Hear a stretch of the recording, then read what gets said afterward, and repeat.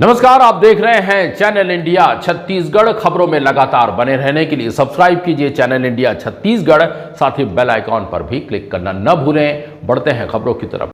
जगदलपुर में दोहरे हत्याकांड की गुत्थी सुलझ गई है। मां और भाई का हत्यारा छोटा बेटा ही निकला।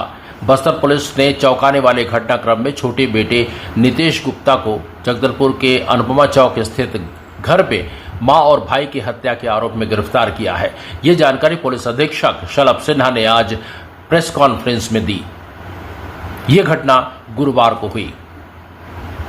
एसपी शलभ सिन्हा के अनुसार नितेश उर्फ गोलू ने हत्या की रात अपने ठिकाने के बारे में शुरू से ही विरोधाभासी बयान दिए। हालांकि गहन जांच के बाद पुलिस को सच्चाई का पता चल गया। मामले की जानकारी देते हुए एसपी शलभ सिन्हा ने बताया कि हत्या की रात नितेश अपने दोस्तों के साथ देर रात घर लौटा और जब उसके माता पिता सो गए तब नितेश रात करीब 2:30 बजे सिगरेट पीने के लिए बाहर गया और इसी दौरान नितेश और उसके बड़े भाई के बीच कहासुनी हो गई। पुलिस ने बताया कि संपत्ति की बिक्री और भाइयों की शादी को लेकर कई महीनों से घर में तनाव चल रहा था।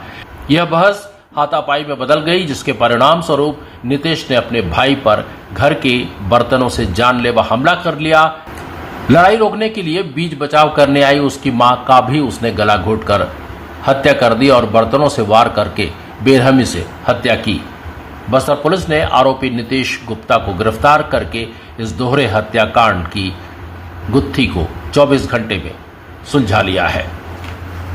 सिगरेट पीकर वापस आया तो भाई से इसकी थोड़ी बहस हो गई। भाई का कहना है कि तेरा रोज रोज का नाटक है, तेरे चक्कर में हम लोग ढंग से रह नहीं पा रहे हैं, सो नहीं पा रहे हैं। तो उस बात को लेकर के दोनों के बीच थोड़ी हाथापाई हुई।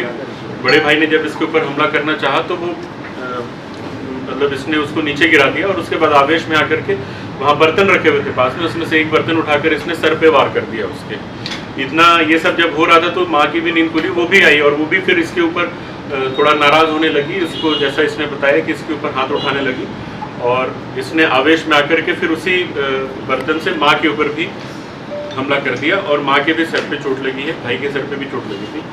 फिर भी अब इसके दिमाग में ये बात आ गई थी कि अब इन दोनों को खत्म ही कर दूंगा मैं। और उसके बाद फिर जब देखा हमला करने के बाद भी ये लोग क्योंकि जीवित थे उस समय, तो इसने एक बरमुडा जो होता है उसका जो लेस होता है वो वहीं पे इसके खाट में पड़ा हुआ था, हमेशा इसके पास रहता था जैसे इसने बताया। उससे इसने अपने भाई का गला घोटा और वहीं पास में जो कपड़ा सुखाने वाली रस्सी रहती है वो भी पड़ी हुई थी, उससे अपने माँ का गला घोटा, स्ट्रैंगुलेशन, दोनों को स्ट्रैंगुलेट किया और दोनों की मृत्यु हो गई। इसके बाद फिर जब ये दोनों की हत्या कर दिया, फिर इसके दिमाग में ये बात आई कि अब अपने आप को कैसे सेव किया जाए। तो थोड़ा इसने सोच विचार करके फिर जो घर की अलमारी थी पहले उसको थोड़ा अपने तोड़ा है, उसको सामान को बिखराया है और चोरी या डकैती जैसी कोई घटना दिखाने का प्रयास इसने किया।